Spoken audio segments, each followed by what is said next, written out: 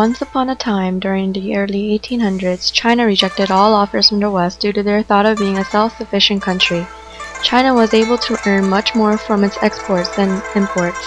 European countries, especially Britain, could not stand buying Chinese tea from China, while China doesn't buy anything in return.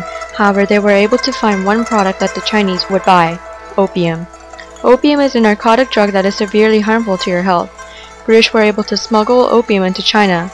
As time went by, more and more Chinese became addicted.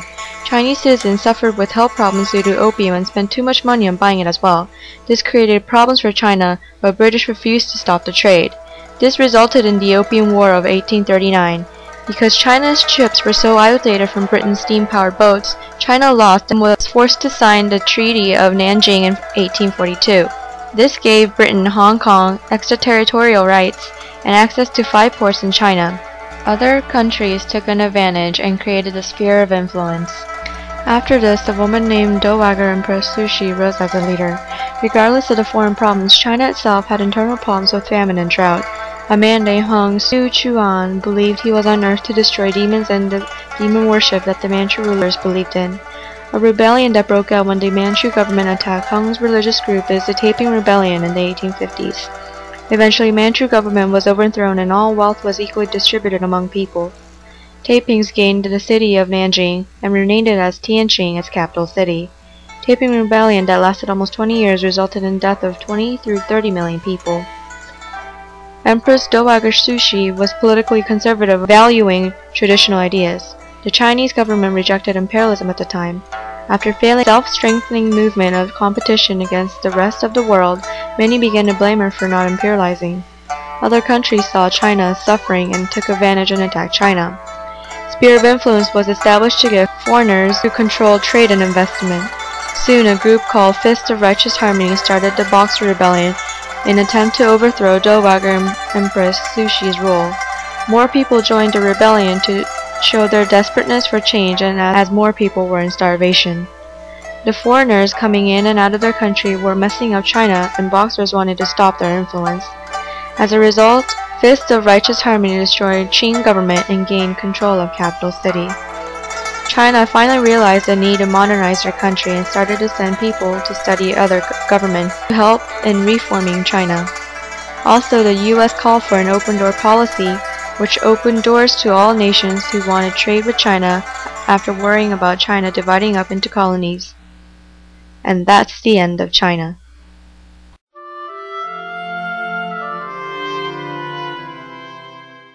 Like China, Japan isolated itself from the rest of the world in the early 17th century.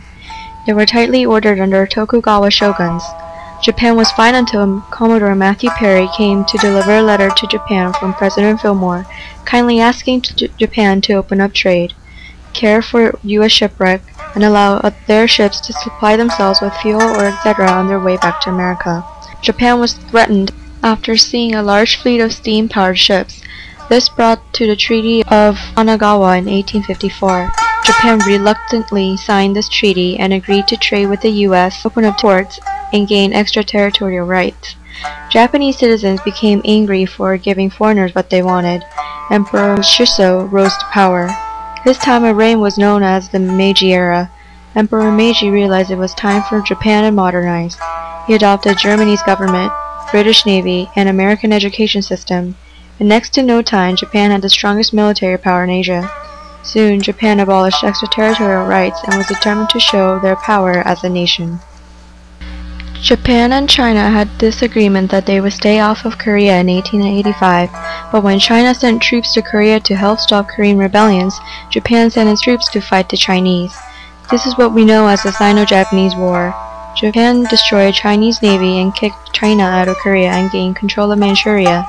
They signed Treaty of Shimonoseki that gave Japan Taiwan and Pescadores Islands. It declared Korea as an independent nation. After the Sino-Japanese War, Japan and Russia became major powers in East Asia. The two countries wanted Manchuria. Japan offered to recognize Russia's influence in Manchuria if Russians agreed to stay out of Korea, but Russians refused to do so. Japan had a surprise attack on Russian ships in February 1904, and this is how the Russo-Japanese War started. Japan's strong navy destroyed Russia's fleet and drove them out of Korea. Two countries agreed to sign the Treaty of Portsmouth, in which Russians recognized Japan's influence on Korea and gave its captured territories. Russia was forced to withdraw from Manchuria and stay away from Korea. Japan declared Korea as protectorate, gaining more control over Korea. Japan eventually annexed them under harsh rulers. Japan was a successful imperialist country. Other countries sought their own imperialistic ideas after seeing them. Imperialism greatly helped them to modernize its country in positive ways.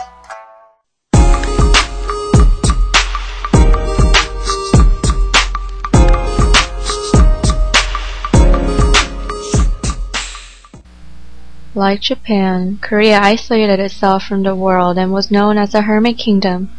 They tried their best to maintain its isolation even when China and Japan were being forced to open to Western ideas. At this time, Joseon Dynasty ruled Korea. They saw China as a big brother and paid tribute to them on a regular basis.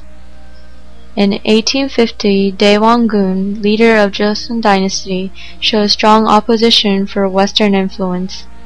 He massacred 10,000 Catholics of their religious beliefs, kicks French out, and burns the American vessel General Sherman.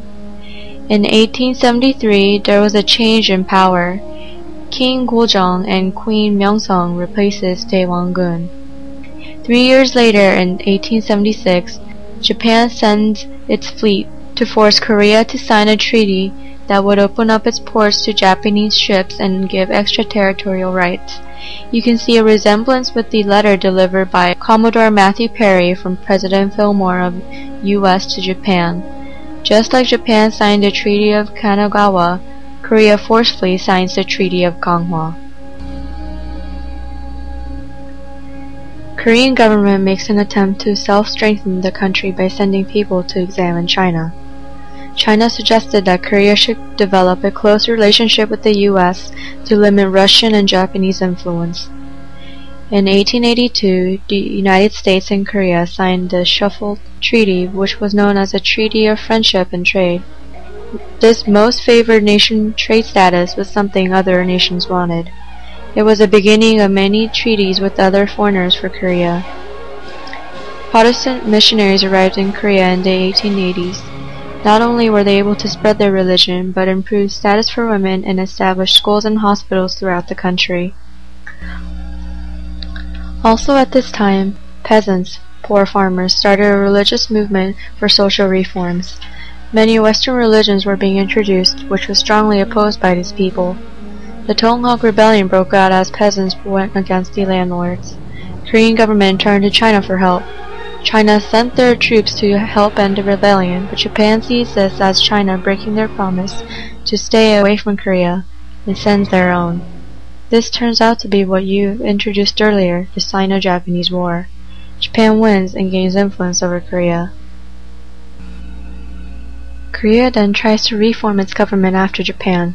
The Independence Club was designed by Philip Jason with the goal of obtaining Korean independence. As a result, Korean newspaper was printed in Hangul for the first time, and Independent Gate was built to remind Korean people of the need to be free from foreign control. In 1904, Russo-Japanese War broke out between Japan and Russia for the control of Korea, as Russia wouldn't recognize Japan's influence in Korea, which was mentioned earlier with Japan. In 1905, the US and Japan came to an agreement that let Japan have Korea. Japan and Korea also signed the Ulsa Agreement that gave Japan complete control of Korea. It later annexed Korea, which lasted for 35 years. Imperialism brought significant changes to the countries in Asia. Although Japan was able to improve their nation, China and Korea suffered under conditions at first. Overall, imperialism helped to modernize these three countries by introducing foreign ideas. And that is the story of imperialism. The end.